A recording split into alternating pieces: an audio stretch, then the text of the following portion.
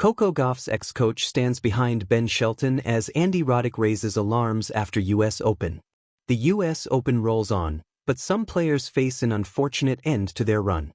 Sixth seed Ben Shelton was forced to retire from his third-round clash with Adrian Mannarino after an injury. The withdrawal came out of nowhere. As Shelton prepared to serve in the third set, he cried out in pain and called for a medical timeout.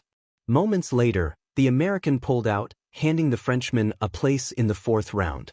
In light of such Grand Slam withdrawals, Brad Gilbert and Andy Roddick have weighed in. During an episode of the Served podcast posted on September 3rd, Roddick sat down with Coco Gauff's former coach and ex-ATP pro Brad Gilbert. A panel of tennis insiders joined them to tackle some tough questions. One stood out. As a player and as a coach, what is the threshold for an injury before you pull the trick, pull the ripcord, call it withdrawal? So far we've seen players like British number 1 Jack Draper, Shelton, Sebastian Korda, Daniel Altmaier and more pull out either before or during matches. Reasons range from injury to illness. But Brad Gilbert made it clear he might not be the best to ask. After all, he played 820 ATP matches and never withdrew once. Still, he admitted things look very different from a coach's chair. I do get totally annoyed now about players pulling a ripcord in the middle of a match and then they play next week.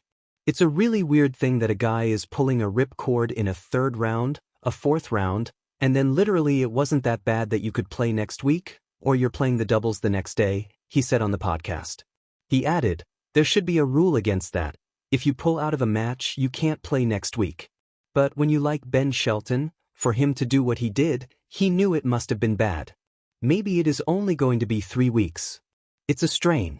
But if he tried to push through that for that one match, or maybe to do better. While Gilbert valued persistence, Roddick drew a line. He pointed out the difference between being hurt and being injured. He explained that if it's a real injury, finishing a match doesn't make sense. But if the pain is tolerable, then the player has to weigh whether it's worth the risk of aggravating it. That was exactly the case for the 22-year-old American on Louis Armstrong Stadium on August 29th. Shelton was caught telling his box, I did something to my shoulder. I don't know what it is. He fought on, grimacing through medical timeouts, but his body had given in. He still pushed to the fifth game after Mannarino took the fourth 6-4. At the changeover, the tears came. Shelton slumped courtside, resigned. That's when his coach and father, Brian, gave the signal to retire. As Gilbert later put it, that's making a wise decision. But I was that dummy that I would have still played through it.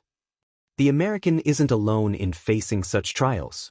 Even Novak Djokovic pulled out of the semifinals at the 2025 Australian Open against Alexander Zverev after a hamstring injury from the previous round. It shows that players make tough calls for their season, not just one match. With a full calendar ahead, they choose survival over short-term glory. And as for Shelton, he has no regrets. Ben Shelton opens up following match withdrawal. Last week, Shelton faced the press after his tough third-round exit. A reporter asked bluntly, obviously, the nature of sport is losses are tough, injuries are part of the sport. But given the form you came in with, is this the hardest one you've ever had to stomach? But the American was honest about his thoughts. He said, I got a lot to be grateful for. Been pretty fortunate in my life. Blessings, talents, a lot of things God has given me. A small setback like this? Yeah, it hurts. Yeah. I was playing really well. I was in form, a lot of confidence, just so many things to be happy with the way I was playing, moving on the court, competing.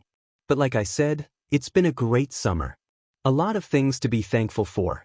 And you won't hear me over here pouting about how bad things are with the summer that I've had. Even so, Shelton admitted just how brutal it was. The pain, he said, was very high.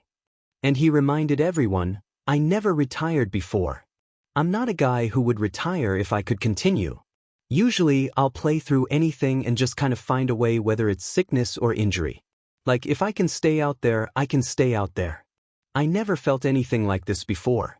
So yeah, that was kind of tough. That left shoulder has haunted him before. At the 2024 French Open, it flared up in the third round against Felix Auger-Aliassime.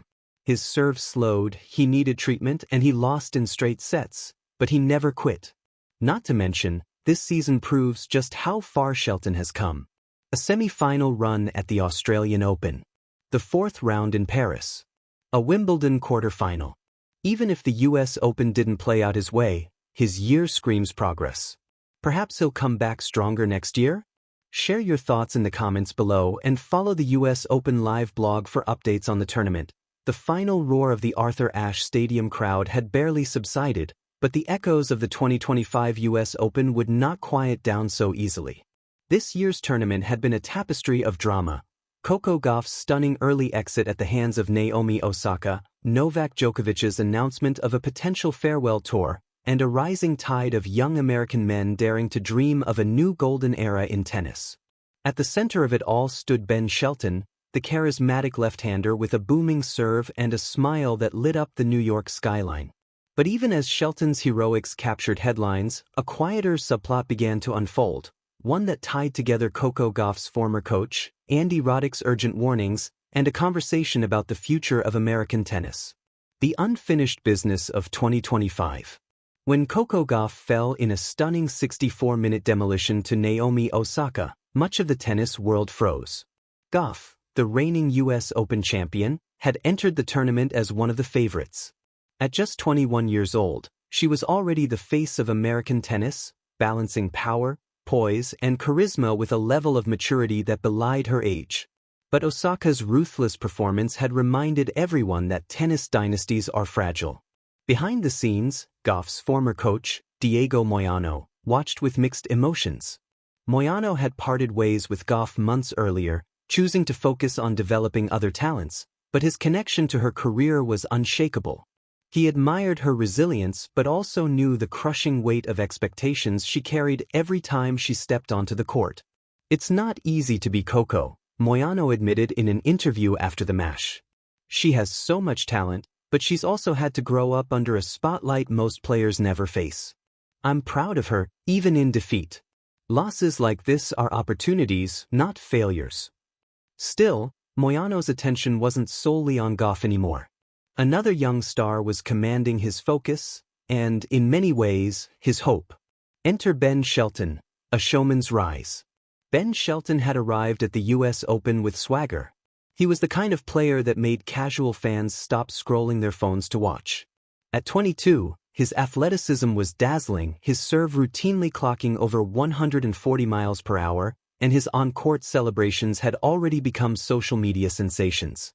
He wasn't just playing tennis, he was performing it.